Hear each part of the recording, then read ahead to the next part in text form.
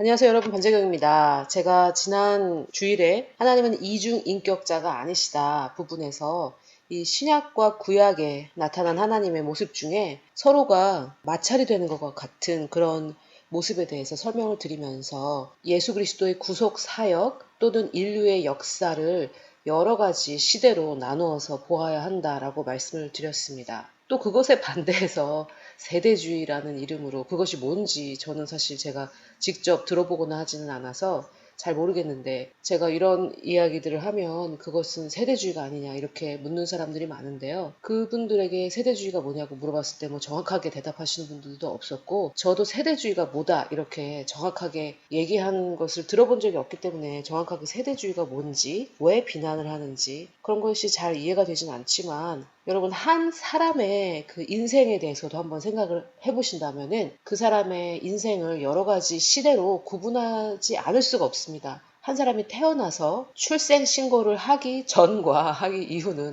너무나 다르죠. 아무리 한 아이가 태어났다 할지라도 출생 신고를 하지 않으면은 그 아이는 이 사회에서 존재하지 않는 그런 아이로 인식이 됩니다. 그래서 출생과 출생 신고까지 그 기간이 존재할 수 있겠죠. 또 결혼을 하게 되면 미혼에서 기혼이라는 신분으로 바뀌게 됩니다. 그래서 미혼자가 했을 때에는 아무 문제가 없는 것이 기혼자가 했을 때에는 큰 문제가 되는 그런 경우도 있습니다. 이렇듯이 어떤 그런 신분의 변화는 굉장히 그 한 사람의 인생에 굉장히 중요하고요. 또 출생 신고처럼 어떤 한 사람이 사망했다면 그 사람을 사망 신고했을 때에 그 사회에서 그 사람을 인식하는 어떤 엄청난 변화가 생기게 되는 거죠. 만약 그 사람이 범죄자였다고 생각을 해봅시다. 그러면 사망 신고가 됨과 동시에 그 사람은 범죄에서 사라지게 되는 거죠. 사망 신고가 되는 순간 그 범죄자에게 가할 수 있는 어떠한 처벌도 없기 때문에 그 한 인간의 상태, 사회에서 인식되는 신분, 이런 것은 그 한 인간에 엄청난 영향을 미친다고 할 수 있습니다. 그런데 인류의 역사가 어떤 시대가 없고 그 인류의 역사가 어떤 시대적으로 변화가 되지 않고 언약의 변화에 따라 변화되지 않는다, 이런 것은 정말 말이 되지 않고, 이 세대주의에서 말하는 것이 만약에 극단적인 어떤 그런 성경의 어떤 시대를 완전히 부인하거나 구약의 어떤 하나님의 말씀들은 이제는 역사하지 않는다, 이런 것이라면 저도 그것은 나쁜 것이라고 동의를 하겠지만, 이 성경 전체에 걸쳐서 나타난 인류의 역사, 하나님의 구속 사역, 예수님을 통한 구속 사역에는 반드시 시대가 구분이 됩니다. 그래서 제가 오늘 여러 가지 표도 보여드리고 하기 때문에 이렇게 제 얼굴은 나오지 않고 mp3와 ppt로 여러분께 설명을 좀 드리려고 하는데요. 먼저 이 표를 보시면은 제가 7개로 이 시대를 나누었는데, 제가 다녔던 학교에서도 이 dispensations, 인류의 역사를 시대적으로 구분하고 언약의 다른 차이점에 대해서 설명을 해주셨던 것 같은데, 제가 사실 그게 정확하게 다 기억이 나지 않고요. 한두 시간 정도 배웠던 거기 때문에 지금 제가 이렇게 나눈 것은 제가 한 성도로서 하나님 말씀을 더 잘 이해하고 싶어가지고 제가 이렇게 한번 나눠본 것이고, 이것이 성경을 바라보는 데 도움이 되기 때문에 여러분들에게도 도움이 됐으면 좋겠습니다. 이것이 저는 무슨 어떤 교리적으로 반드시 우리가 모두가 동의해야 될 그런 거라는 것은 아니고, 하지만 이것은 성경에 나온 그대로 말씀드리는 거기 때문에 동의하지 않을 이유도 없고요. 이것이 어떤 문제가 될 이유가 하나도 없는 것 같습니다. 저 한 개인이, 한 성도로서 하나님 말씀을 알기를 원하고 진리를 알기를 원하는 그냥 한 사람이 저 자신이 이해하기 위해서 한번 나누어 본 것입니다. 그래서 1기, 2기, 3기, 4기, 5기, 6기, 7기 이렇게 나누었는데, 일부러 7개로 나눈 것은 아니고 제가 이렇게 한번 나눠 보니까 7가지로 나눌 수 있었습니다. 이것은 여러분, 내가 사람으로서 어떠한 법 아래 있는지 그런 것들을 알기 위해서 인류의 어떤 하나님과의 관계 속에서의 상태, 이런 것들을 나눠 본 것입니다. 그래서 1기는 인간이 창조된 이후 타락하기 전까지의 상태를 말합니다. 인간이 창조되어서 아담과 하와를 하나님께서 창조하셨고, 이들이 타락하기 전, 그래서 이때는 죄가 없는데 사실은 무엇이 없는 상태에서 그것을 생각해내기라는 참 어렵습니다. 무슨 말이냐면, 지금은 죄가 이 세상에 들어왔기 때문에 우리가 죄라는 것이 무엇인지 알지만, 이 죄가 세상에 들어오기 전에 아담과 하와에게는 죄라는 개념이 없었기 때문에 죄를 생각할 수 없었고요. 죄가 없었지만 죄가 뭔지 알았다. 그런 상태는 아닙니다. 여러분, 지금 이 세상에 존재하지 않는 그 어떤 것에 대해서 여러분은 생각해내실 수가 없습니다. 이 세상에 존재하지 않기 때문에요. 그래서 죄가 이 세상에 들어온 이상 우리는 사실 이 타락 이전에 죄가 없었던 이 상태를 정확하게 상상하기가 조금 힘들어요. 그래서 하나님 말씀 속에서 어떻게 표현되고 있는지 그것을 우리가 배워야 되겠습니다. 그래서 이 일기에 대해서 조금 더 자세하게 말씀을 드릴 거고, 두 번째, 이것은 타락 이후, 즉 죄가 세상에 들어온 이후에 율법이 주어지기 전까지 역시 여러분 율법이 주어지기 전이었기 때문에 이 인간들은 율법이 뭔지 몰랐고 율법에 대해서 생각해낼 수 없었습니다. 하나님과 교제하면서 하나님께서 이런저런 규율들을 주시기는 하셨죠. 이번 주일날 여러분들께서 배우실 테지만 가인과 아벨이 드렸던 피의 제사 그리고 첫 열매의 제사 이런 것들은 하나님께서 알려주셨다고 볼 수 있는데 그것은 율법이 아니라 어떠한 규율 하나님께서 그들이 하나님께 나아오는 방법을 알려주셨던 것이고 율법은 우리를 죽이기 위해서 왔고 우리가 스스로는 하나님 앞에 정결해질 수 없다는 것을 알려주시기 위해서 왔죠. 이것은 율법의 목적에 대해서 저희가 3장에서 다룰 것이기 때문에 그때 좀 더 자세하게 말씀을 드리도록 하겠고 제가 지금 말씀드리려고 하는 것은 이 율법은 우리를 도와주려고 오는 것은 아니었다라는 말씀입니다. 아무튼 이 이기는 율법이 있기 전 하지만 타락해서 죄가 있었을 때입니다. 그래서 죄는 존재했지만 정죄, 즉 죄를 죄로 여기지 않았던 그런 때였습니다. 좀 더 구체적으로 설명을 하면 죄를 죄로 여기지 않으셨다 할 때 그 여기다라는 그 단어를 조금 분석을 해서 말씀을 드리면 마치 내가 신용카드를 사용을 했는데 내가 신용카드를 사용할 때 사실은 신용카드 회사에 빚을 지는 것인데 그래서 매달 말일에 또는 자기가 정한 그날에 그 빚을 갚는 거잖아요. 그런데 죄가 있지만 정죄가 없었던 이 시기는 마치 내가 신용카드를 사용해서 빚을 졌지만 그 빚이 내 이름으로 빚의 값이 매겨지지 않았던 것과 같습니다. 너무 여러분들 좀 좋아하시는 것 같은데 신용카드를 썼지만 그 신용카드가 내 신용카드에 내가 그렇게 썼다는 기록이 남지 않는 것이죠. 그래서 이때 이기는 우리가 잘 인식하지 못하고 우리가 잘 알고 있지 못하는 시기인데 이번 주일날 제가 1장에서 자세하게 설명을 드리도록 하겠습니다. 자, 그 다음에 세 번째는 율법이 오고 예수 그리스도의 공생애가 시작되기 전입니다. 그래서 율법이 들어왔고 공생애가 시작되기 전인데 율법이 우리에게 사망으로 역사했기 때문에 이때는 굉장히 하나님께서 진노와 응징과 심판의 하나님으로 비춰졌던 그런 시기이고 사실 우리는 1, 2기는 잘 인식하지 못하고 이 3기만을 구약이라고 인식하고 이 3기에 나타난 하나님만을 하나님이라고 인식하는 경향이 많습니다. 그래서 여러분 이 1, 2, 3기를 구분하여서 생각을 하시면 구약에 나타난 하나님의 모습을 전체적으로 다 보실 수가 있습니다. 하지만 구약에 나타난 하나님의 모습을 통해서 우리가 하나님의 전체를 볼 수는 없습니다. 왜냐하면 예수 그리스도를 통해서 하나님의 충만, 하나님의 fullness가 나타났다고 말씀하셨기 때문에 예수님을 보기 전까지는 우리가 하나님의 전체 모습을 볼 수는 없습니다. 하지만 이 1, 2, 3기 전체를 봐야 구약에 나타난 하나님의 모습, 구약의 하나님이라는 말은 조금 정확하지 않은 것 같고요. 구약에서 보여준 하나님의 모습은 이 1, 2, 3기를 다 봐야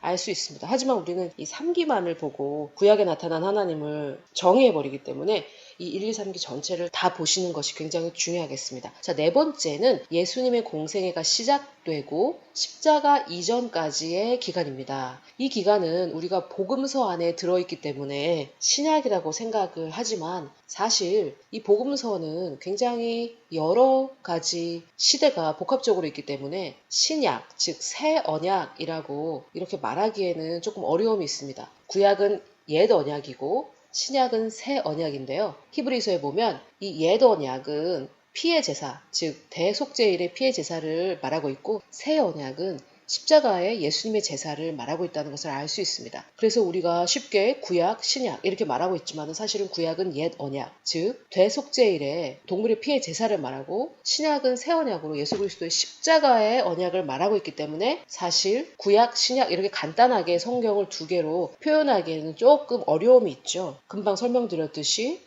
구약은 옛 언약으로 대속죄일의 그 피의 제사를 말하는 거고 신약은 새 언약으로 예수 그리스도의 십자가의 제사를 말하고 있기 때문에 구약, 신약 이렇게 말한다는 것은 대속죄일의 동물의 제사, 십자가 예수님의 제사 이 두 가지만 말하는 것일 수도 있습니다. 그래서 제가 이렇게 7가지로 말해서 좀 더 구체적으로 설명을 드리려는 노력입니다. 자, 그래서 십자가 이전이기 때문에 복음은 예수 그리스도를 통해서 전해졌습니다. 자, 이때 이 시기에는 십자가가 이루어지기 이전이지만 복음은 부분적으로 전해졌습니다. 여러분, 예수님께서 전하신 복음이지만 제가 지금 불완전하다고 말하는 건데, 많은 분들이 우리가 신약을 읽고 공부할 때 너는 바울의 제자다, 그렇게 할 때는 예수님의 제자가 아니다, 뭐 이런 말씀들도 하시고, 우리는 예수님의 제자가 돼야 된다, 바울의 제자가 되면 안 된다, 이런 말씀들을 하시는데, 사실 예수님도 내가 지금은 다 말할 수 없다, 이런 말씀을 하셨고, 바울이 받은 계시는 갈라디아서에 보면 예수 그리스도께 직접 받은 계시이기 때문에 우리가 바울이 전하는 복음을 공부하고 믿는다고 해서 우리는 바울의 제자가 되는 것이 아니라 예수 그리스도의 제자가 되는 것이죠. 그래서 예수님께서 전하신 복음이지만 당시 사람들이 거듭나지 못했기 때문에 복음을 완전히 온전하게 전하지 못하셨습니다. 그래서 이때 복음은 부분적으로 전해졌지만 사실 죄가 해결되지 않았기 때문에 죄가 그대로 있었고 인류는 죄인인 상태였습니다. 첫째 아담 아래 있는 그 상태였기 때문에 이 사기도 굉장히 애매한 시대로서 성경을 읽을 때 예수 그리스도께서 아직 첫째 아담의 아래에 있는 자들, 율법 아래에 있는 죄인들에게 말씀하시는 부분들이 많이 있습니다. 그래서 이 사기에 예수님께서 인류에게 하셨던 말씀은 앞으로 올 복음에 대해서도 설명하시지만 사실 아직까지 아담 아래에 있는 첫째 아담 아래에 있는 죄인들에게 말씀하시는 거기 때문에 율법 아래에서 그 율법을 지키려면 지켜봐라 이런 말씀도 하시는데 그것은 우리가 율법을 지켜서 의인이 될 수 있다라는 말씀이 전혀 아니시기 때문에 이 사기는 이런 관점으로 보지 않으면 굉장히 애매하고 헷갈리는 그런 시기가 됩니다. 이 사기 굉장히 우리에게 혼란을 줄 수 있는 그런 시기인데 이 정확한 시대적 구분으로 보실 수 있어야 됩니다. 자, 그 다음에 오기. 이 오기는 십자가 이후이지만 부활 이전으로서 율법이 폐지되고 죄값이 지불이 되었지만 우리가 새 사람이 되기 전, 즉 거듭나기 이전입니다. 예수 그리스도께서 부활하심으로 말미암아 우리가 거듭날 수 있었기 때문에 이 오기도 굉장히 중요한 시기인데요. 짧은 3일간의 시간이지만 굉장히 중요한 시기입니다. 좀 더 자세한 설명을 계속해서 드리도록 하겠습니다. 6기는 예수 그리스도께서 부활을 하셨지만 아직 승천하시기 이전에 그래서 부활하셔서 40일간 이 땅을 다니시면서 우리에게 알려주신 여러 가지를 말씀해주신 그런 시대인데 거듭남은 있었지만 예수 그리스도께서 부활하심으로 우리가 거듭났기 때문에 그 굉장히 베드로전서 1장 3절은 중요한 구절이기 때문에 좀 다들 인지하시고 외우시면 좋겠고요. 거듭남은 있었지만 아직까지 성령이 오시기 전인 그런 또 아주 독특한 시기입니다. 이 4, 5, 6기 전부 다 굉장히 독특한 시기이기 때문에 이런 시점으로 이런 시각으로 보셔야 되겠습니다. 이 5기는 3일밖에 되지 않고 6기는 40일밖에 되지 않지만 인류의 역사에 엄청난 변화를 가져온 서로 다른 시기이기 때문에 이것의 차이점에 대해서 다른 점에 대해서 꼭 아셔야 됩니다. 그 다음에는 우리가 사실은 예수님께서 승천하시고 성령 강림 이전 이 시간을 또 하나의 기간으로 볼 수 있겠지만 사실은 그때 승천하시고 나서 성령 강림이 되시기 전까지 제가 생각하기에는 아직까지는 신분의 변화는 없기 때문에 인류의 입장에서 인간의 입장에서 볼 때에는 예수 그리스도께서 승천하시고 나서 성령 강림 이전까지는 어떠한 신분의 변화가 없는 것 같아서 그것은 시대적 구분을 하지 않았고요. 7번째 시기는 그래서 성령 강림 이후의 시기를 말합니다. 그래서 여러분들이 조금 궁금하실까 봐 설명을 드리자면 승천하시고 성령을 주시기까지 그 기간이 성경에 기록되어 있는데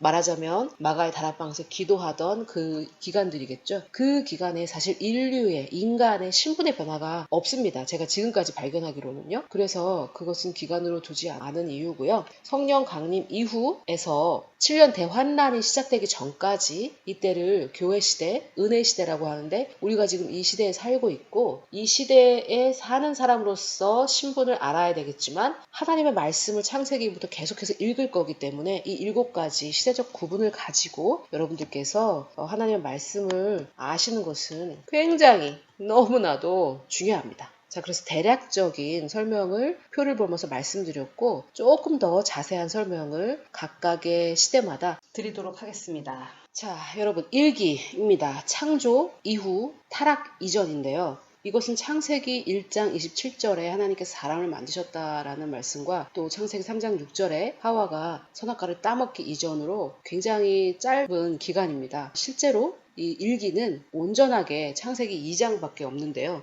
이게 굉장히 짧게 느껴지지만 사실 얼마나 긴 기간이었는지 아니면 얼마나 짧은 기간이었는지 우리는 알 수가 없고요. 이때는 죄가 없이 완벽한 상태였기 때문에 이 기간을 보면서 정말 하나님께서 인류를 창조하신 목적에 대해서 우리가 알 수 있습니다. 하나님께서는 이 두 사람을 통해 생육하고 번성하고 또 이 땅을 다스리기를 원하셨습니다. 그래서 이 땅을 창조하셔서 정말 심히 보기 좋았다고 말씀하시고 이 땅을 이 두 사람에게 다스리도록 이 땅의 권세를 이 사람에게 맡기신 거죠. 여러분, 이 부분이 굉장히 중요한데요. 이 땅의 권세를 사람에게 맡겼습니다. 그래서 이 땅의 권세를 지닌 자는 하나님도 아니셨고 사단 마귀도 아니었고 인간으로서 인간이 이 땅의 권세를 가진 주인이었습니다. 물론 인간의 주인이 하나님이셨기 때문에 우리가 하나님에게서 독립해서 이 땅의 권세를 가졌었다라는 말은 절대 아니지만 분명하게 구분하자면 이 땅의 권세는 인간이 가지고 있었고 로마서 6장 16절에 의해서 이 누구에게 복종하면 그의 종이 되듯이 인간이 타락해서 사단에게 복종했을 때 이 땅의 권세가 사단에게 넘어갔고 지금도 그래서 이 사단을 세상 신이라고 공중 권세 잡은 자라고 부르고 있습니다. 하지만 예수님께서 마태복음 28장에 보면 하늘과 땅의 권세를 예수님께 주셨다고 예수님께서 말씀하고 계십니다. 그래서 이 땅의 권세를 사람에게 주셨는데 사단에게 빼앗겼던 것을 예수 그리스도께서 사람의 몸을 입고 오셨기 때문에 사단에게서 바로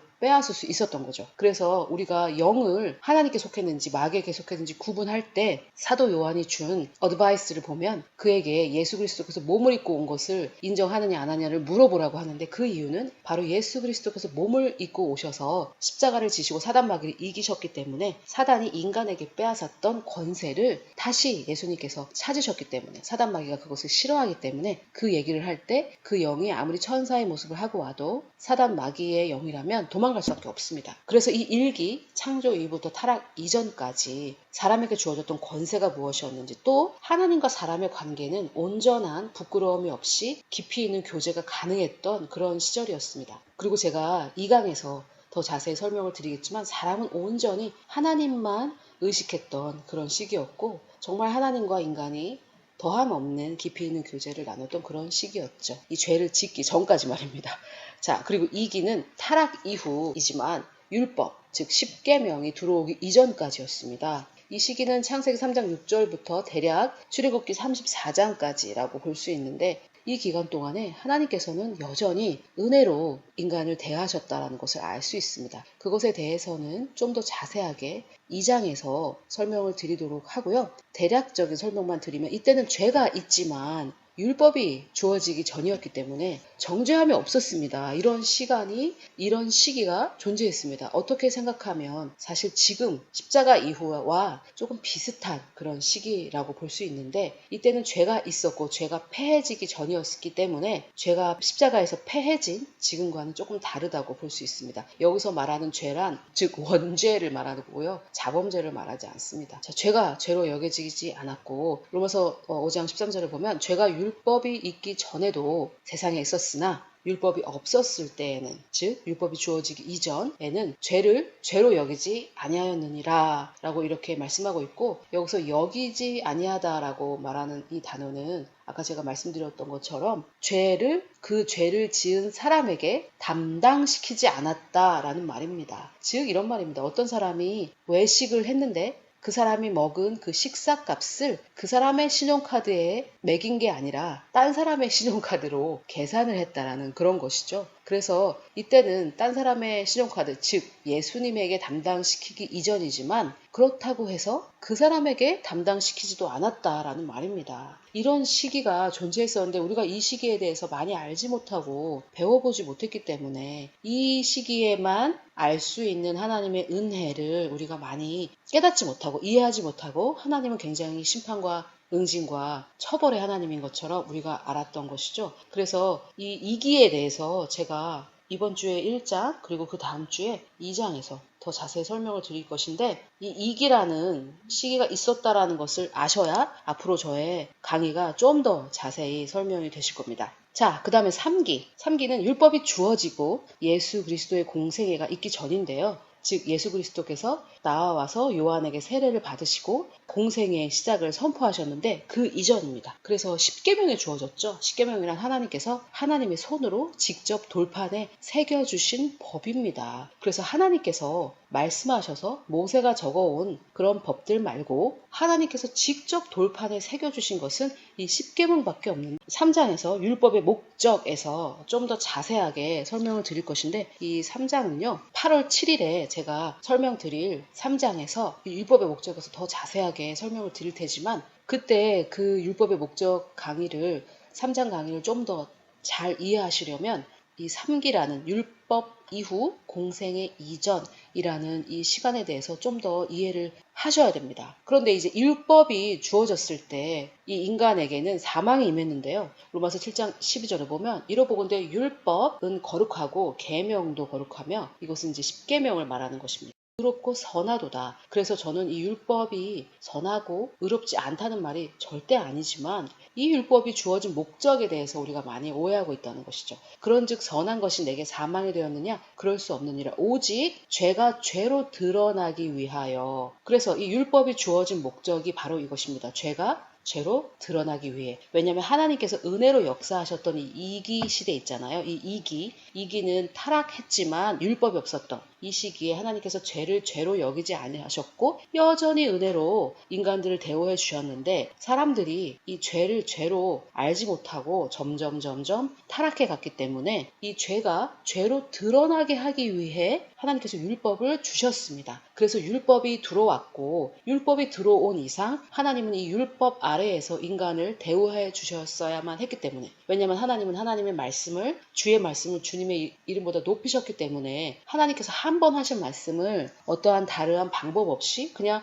취소 이렇게 하나님은 하실 수 없기 때문에 하나님은 이 율법 아래에서 인류와 교제하실 수밖에 없었습니다. 그래서 제가 1장에서도 말씀드리겠지만은 나무를 안식일에 나무를 주셨다는 이유만으로 그 사람을 돌로 쳐 죽였어야만 했던 이유는 하나님께서 사랑이 없으셔서가 아니라 하나님께서 은혜의 하나님이 아니라서가 아니라 하나님은 그 말씀을 지키시고 율법 아래에서 인류와 교제하실 수밖에 없었기 때문입니다. 자, 그래서 계속 읽어보면 선한 그것으로 말미암아 나를 어떻게 했습니까? 죽게 만들었습니다. 그래서 이 율법이 들어와서 인류는 죽게 되었고 이는 이 계명으로 말미암아 어떻게? 죄로 심히 죄되게 이것이 바로 율법의 목적입니다. 죄가 죄로 드러나는 것 첫째, 둘째는 나를 죽이는 거고요. 셋째는 이 죄로 심히 죄되게 하려는 것이 이 율법의 목적이었습니다. 그러니까 율법이 들어오고 예수님의 공생애가 시작되기 전 이 3기는 인류에게는 너무나 힘들고 이때야말로 암흑기라고 볼 수 있겠습니다. 자, 또 한 구절 더 보면요. 고린도후서 3장 7절에 돌에 써서 새긴 죽게 하는 율법 돌에 써서 새긴 죽게 하는 율법이 무엇입니까? 돌에 하나님의 손으로 직접 새겨주신 것이 바로 십계명인데 돌에 써서 새긴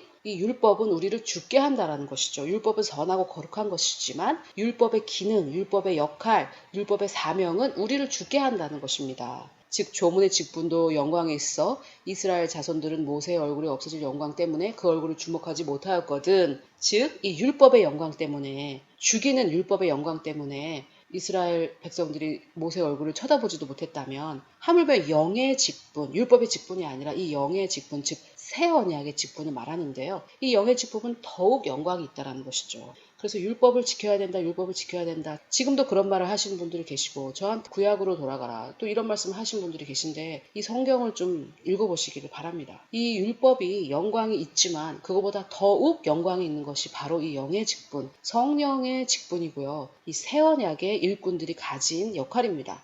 자, 그 다음에 4기. 공생의 이후부터 예수님께서 사역을 시작한 이후부터 십자가 이전까지입니다. 이 기간도 3기와 굉장히 다르기 때문에 굉장히 독특한 기간이기 때문에 주의 깊게 보셔야 되는데 예수님께서 오셔서 복음을 부분적으로 전파했지만 여전히 세상이 율법 아래에 있었습니다. 제가 이 4기의 예수님의 사역 중에 가늠하다 잡힌 여인과의 그 관계에 대해서 좀 설명을 드리고 싶은데 그것에 대해서 은혜주의자들이 예수님께서 율법을 어기시고 은혜를 베풀었다 이렇게 설명하시는 분도 계신데 절대 그렇지 않고요. 하나님은 하나님의 말씀을 하나님보다 높이셨기 때문에 절대 그런 일이 일어나지 않고 성경을 계속 읽어보면 항상 답이 있습니다. 자, 그러면 요한복음 8장에 나타난 가나마다 잡힌 여인의 사건을 통해서 이 사기의 특징을 좀 설명해 보겠습니다. 이 사건을 대략 아실 겁니다. 바리새인들이 예수님을 시험하고자 해서 가늠하다가 현장에서 잡힌 여인을 데리고 옵니다. 그래서 여러분 그 과정을 보면 현장에서 잡혔다라는 것을 볼 때 사실은 간음이라는 것은 굉장히 비밀스럽게 진행되는 거기 때문에 현장에서 잡힐 그럴 일이 아니죠. 그래서 어떤 음모가 있었다라고 볼 수 있죠. 그리고 간음하다가 잡힌 여자뿐만 아니라 남자도 데려와야 되는데 그 남자와의 음모였다라고 좀 유추가 되죠. 아무튼 그래서 예수님을 일부러 시험에 빠뜨리고자 꾸며진 음모인데요. 예수님께서 죄 없는 자가 먼저 돌로 쳐라고 말씀한 이후에 다 돌아갑니다. 자, 그래서 10절에 보니까 예수님께서 여자 외에 아무도 없는 것을 보시고 이르시되 여자여 너를 고발하던 그들이 어디 있느냐 너를 정죄한 자가 없느냐 이렇게 물어보십니다. 이 바리새인들이 고발했던 것은 레위기 20장에 나와 있는 하나님의 법인데요. 이 성적인 죄와 관련해서 하나님께서 그런 자들은 끊어내라, 즉 죽여라고 명령하셨기 때문에 그러면 은혜를 전하는 당신은 어떻게 하겠습니까? 라고 예수님을 시험하고 곤경에 빠뜨리려고 했던 이 바리새인들이 이용했던 법은 레위기 20장에 나타난 그 법들입니다. 그랬더니 이 여자가 대답하되 주여 없나이다. 예수께서 이르시되 나도 너를 정죄하지 아니하노니. 자, 이 부분을 보면 예수님께서 죄를 정죄하지 않으셨다 이렇게 볼 수 있는데 사실은 물론 예수님께서 죄를 정죄하지 않으신 것은 맞습니다만 예수님께서는 지금 신명기의 19장 15절의 법을 따르고 계십니다. 신명기 19장 15절을 보면 사람의 모든 악에 관하여 또한 모든 죄에 관하여는 그래서 하나도 빼뜨리지 않고 모든 악과 모든 죄에 관하여는 한 증인으로만 할 것이 아니요 두 증인의 입으로나 또는 세 증인의 입으로 그 사건을 확정할 것이며 그래서 이 요한복음 8장을 보면 계속해서 한번 읽어보면 이렇습니다. 너를 정죄하지 아니하노니 그 정죄하지 아니한 이유가 저는 이 신명기 19장 15절을 지금 예수님께서 율법의 요구를 이루고 계시다고 저는 생각하는데요. 가서 다시는 죄를 범하지 말라. 여기서 중요한 것은 은혜주의자들은 죄를 지어도 된다 이렇게 말하는데 예수님은 다시는 죄를 범하지 말라 이렇게 말씀하고 계십니다. 또 바울도 우리가 그러면 죄에 거하겠느냐 아니라 이렇게 말하고 있죠.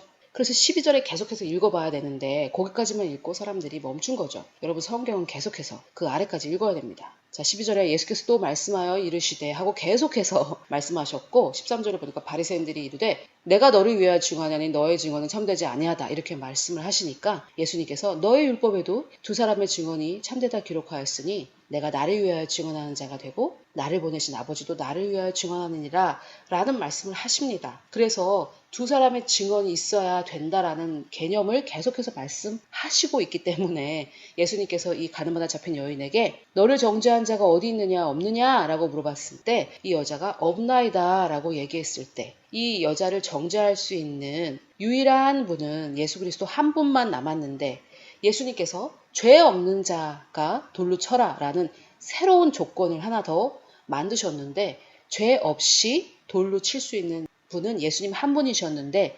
주님께서 정죄하지 않기로 본인의 말씀을 무효하고 하신 것이 아니라 신명기 19장 15절에 보면 두 사람의 증언이 있어야 되는데 아무도 없고 지금 한 사람 이 여자를 정죄할 수 있는 사람은 예수 그리스도밖에 없는데 예수님도 율법 아래에서 율법의 요구를 이루면서 사셨기 때문에 예수님도 정죄하지 않기로 하신 것입니다. 즉 신명기 19장 15절의 말씀을 이루고 있는 것이죠. 그래서 공생이 이후에이지만 십자가 이전이기 때문에 즉 계명 율법이 파해지기 전이었기 때문에 예수님도 여전히 은혜의 예수님도 율법 아래에서 행하고 계시고 다만 여기에다가 죄 없는 자가 먼저 돌로 치라라는 조건을 하나 더 달아놓은 것입니다. 여러분 그게 정말 무슨 새로운 해석이냐 이렇게 말할 수 있겠지만 여러분 그렇지 않습니다. 마태복음 5장 17절을 한번 같이 보겠습니다. 예수님께서 하신 말씀이신데요. 내가 율법이나 선지자를 폐하러 온 줄로 생각하지 말라. 폐하러 온 것이 아니요 완전하게 하려 함이라. 완전하게 하려 한다는 것은 영어로는 to fulfill로 이 율법을 완성하고 지키려 한다라는 말씀입니다. 진실로 내가 너에게 이르노니 천지가 없어지기 전에 율법의 1.1획도 결코 없어지지 아니하고 다 어떻게 해요? 다 이루리라.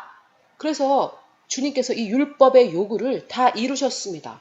어떤 법이 이루어지고 그 법이 성취되면 더 이상 그 법은 우리에게 역사가 될 수가 없습니다. 그래서 한 사람, 예수님께서 본인을 인자라고 수없이 주장하셨던 이유가 있죠. 육신을 입고 오신 예수 그리스도께서 이 율법을 다 이루셨습니다. 이 율법을 예수님께서 폐한 것이 아니라, 취소하신 것이 아니라 다 이루셨습니다.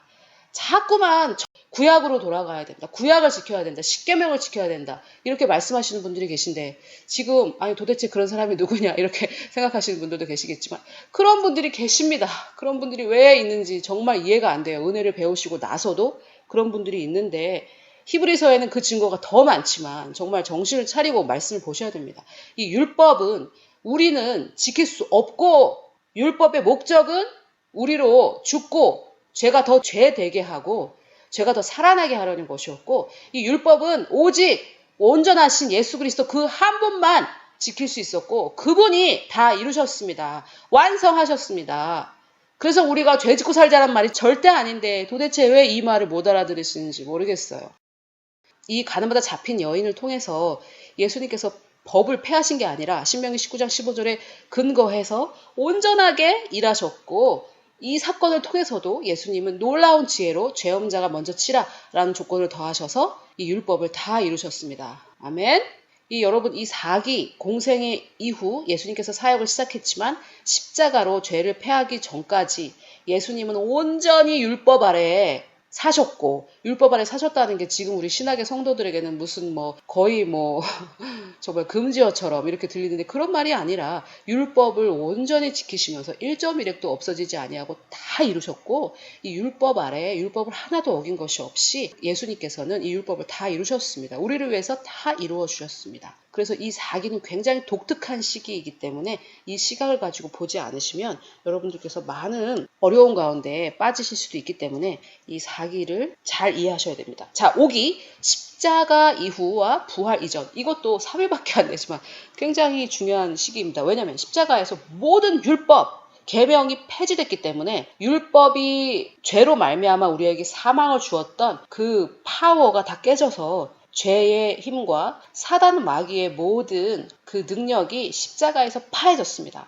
이 골로새서에서 그런 것에 대해서 여러 번 말하고 있고요. 또 이 십자가의 피가 6월절 어린 양의 피처럼 우리를 사망과 분리한 것처럼 지금도 여러분 사단에게 명하시면 됩니다. 나는 지금 에베소서에 근거해서 하늘에 앉아있고, 나는 첫째 하늘이 아니라 너희들이 둘째 하늘을 장악하고 있지만 나는 지금 셋째 하늘에 예수님과 함께 하나님의 우편에 앉아있고, 너에게 주님의 보혈을 명한다. 너와 나는 주의 보혈로 완전히 분리됐기 때문에 너는 나를 만질 수도 없고, 내 재산, 내 가족, 내 사업, 내 사역, 나의 모든 것을 너는 만질 수 없다 라고 우리가 이렇게 선포할 수 있는 이유는 바로 이 십자가에서 이뤄졌던 일입니다.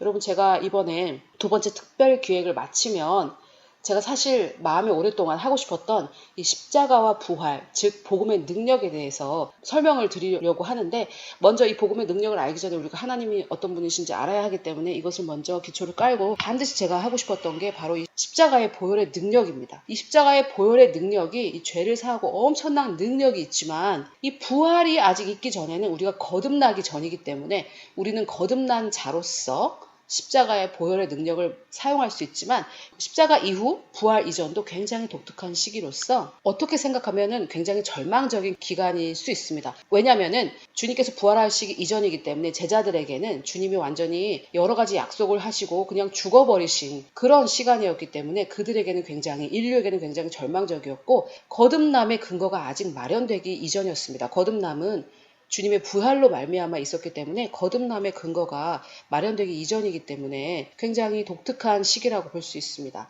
그러나 이때 이루어졌던 일은 우리에게 거스르고 불리하게 하는 법조문으로 쓴, 이게 쓴이 핸드라이팅인데 손으로 쓴 증서, 즉 십계명을 지우고 제하여 버려서 십자가에 못 박으셨습니다. 그래서 십계명은 폐해졌기 때문에 이것을 자꾸 다시 지키자 이렇게 하시는 것은 문제가 있고요. 이 새 피조물로서는 당연히 십계명에 있는 모든 것들은 노력하지 않고 자연스럽게 지켜지게 되기 때문에 그것을 어기자란 말은 전혀 아니고 그 균형에 대해서 잘 이해하셔야만 합니다. 자, 여러분, 6기에 대해서 좀 설명 드려볼게요. 이 6기는 주님께서 부활하시고 승천하시기 이전입니다.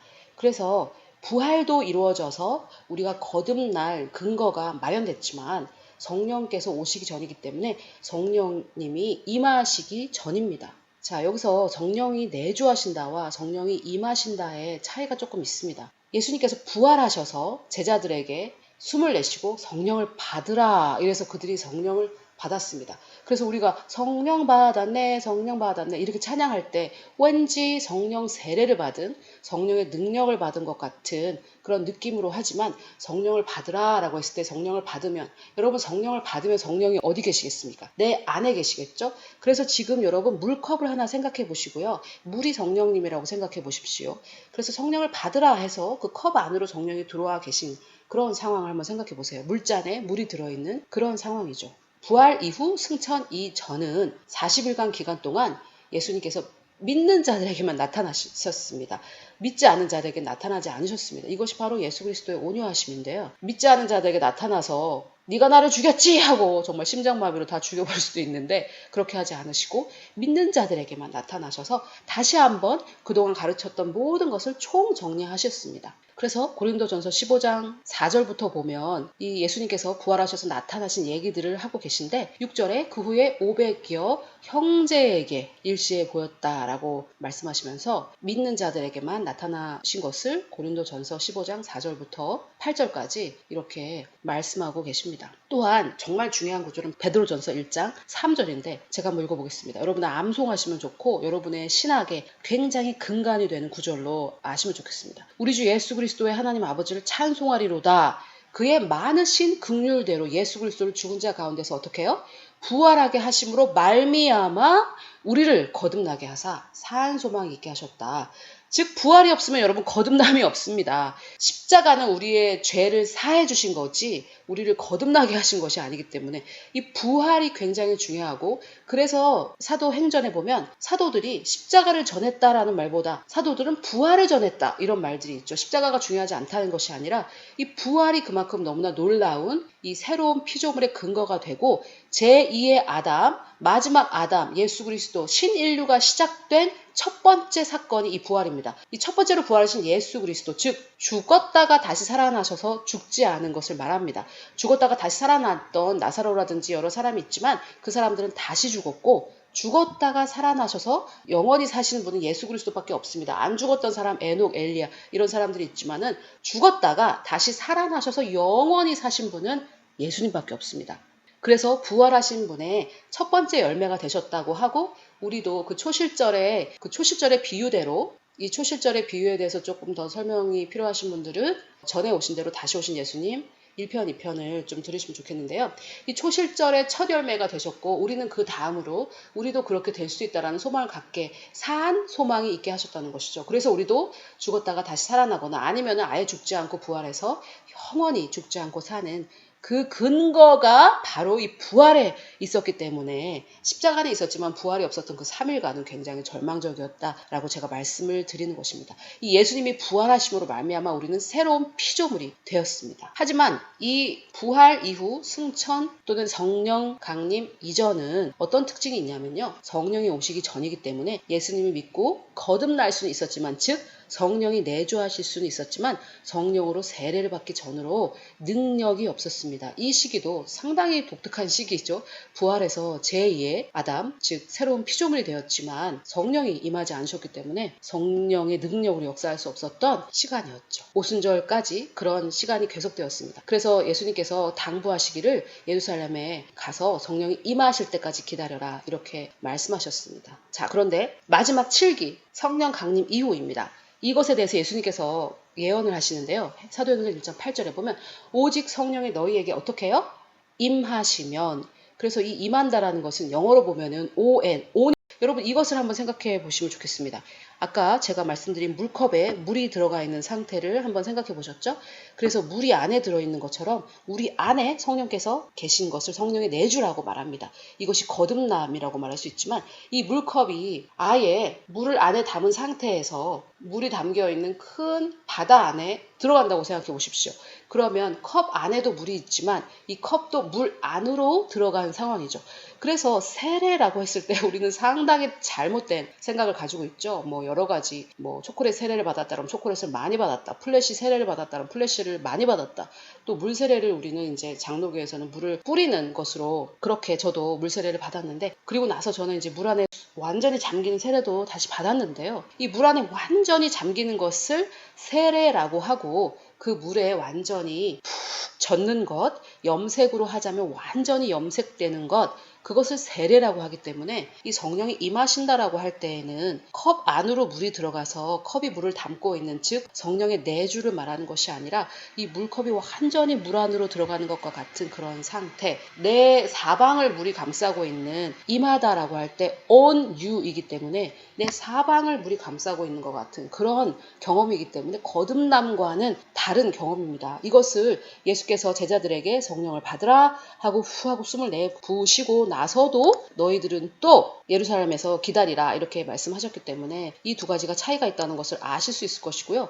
또 그래도 납득이 안 된다 하시는 분들은 이 사도행전 19장 2절에 보면 바울이 믿는 형제들에게, 즉 거듭난 사람들이죠. 믿는 자들이기 때문에 그들에게 너희가 무슨 세례를 받았냐 했더니 요한의 세례를 받았다 이렇게 얘기를 했고요. 그들에게 다시 성령 세례를 주는 장면이 나옵니다. 그래서 이 두 가지가 다르다라는 것을 알 수 있고요. 성령 세례를 받으면 방언을 할 수 있게 되고 여러 가지 성령의 은사로 사역할 수 있게 되고, 그것은 하나님께서 모든 믿는 자들에게 주기 원하시는 거죠. 어떤 특별한 사역자들에게만 있는 것이 아닙니다. 그래서 그 부분에 대해서 이 7기 성령 강림 이후에 설명을 하고 있습니다. 그래서 여러분 이 성령 세례까지 완전하게 다 받으시면 예수 그리스도의 구속사역, 인류를 위한 구속사역이 완성된 것입니다. 물론 여러분 이 성령 세례 이후에 지금 교회 시대, 은혜 시대가 끝나면 또 7가지 시대가 그 계시록에 나와 있는데요. 그것은 제가 마지막 때에 자세히 설명했기 때문에 지금 다 설명할 수는 없고, 7년 대환난이 시작되기 전까지는 지금 인류가 창조되고 7년 대환난이 시작되기 전까지의 인류의 역사를 제가 지금 설명드린 것이고,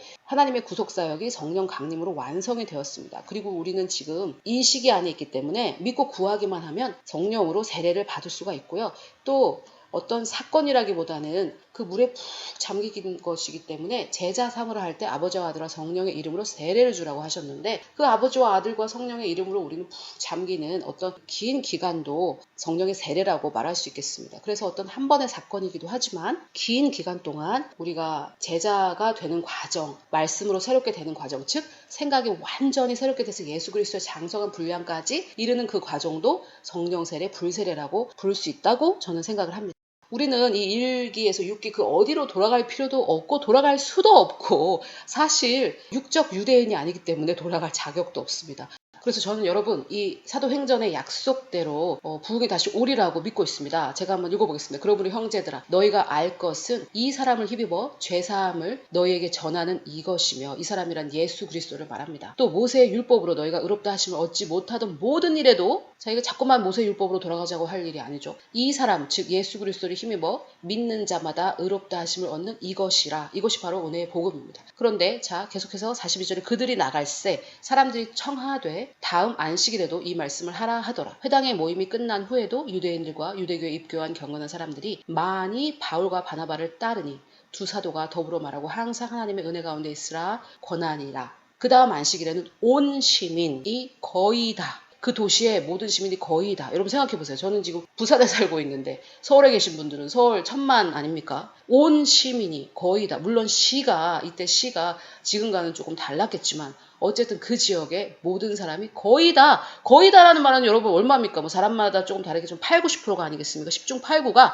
하나님의 말씀을 듣고자 모였답니다. 이 좀 너무 놀라운 이런 일을, 은혜를 전할 때, 즉 예수 그리스도를 입어 죄사함을 얻고 예수 그리스도를 힘입는 자마다 의롭다 하심을 얻는 이 은혜와 의의 복음을 전할 때 교회의 부흥이 옵니다. 참된 교회의 부흥을 말합니다. 그래서 여러분 제가 이 7가지 시기를 좀 간단하게 설명드리기 위해서 여러 가지 말씀으로 설명드렸는데, 지금 제가 말씀드렸던 것은 우리가 받은 새 계명이라는 제4회 사역자 세미나 때 했던 말씀이고요. 좀 더 포괄적인 내용에 대해서 말씀을 듣고자 하시면 이 아래에 링크가 있으니까 참고하시고요. 그때 제가 조금 4, 5, 6기에 대해서 잘못 설명한 부분이 있어서 조금 교정해서 설명했기 때문에 조금 다른 부분이 있을 수도 있겠습니다. 그래서 여러분 앞으로 계속해서 이 참된 하나님의 본성에 대해서 얘기할 때 구약에 나타나신 하나님의 모습을 신약의 계시로 바라보는 것이 굉장히 중요하고 구약에도 이 하나님의 은혜가 있었다라는 이 말씀을 드리고자 하는 것인데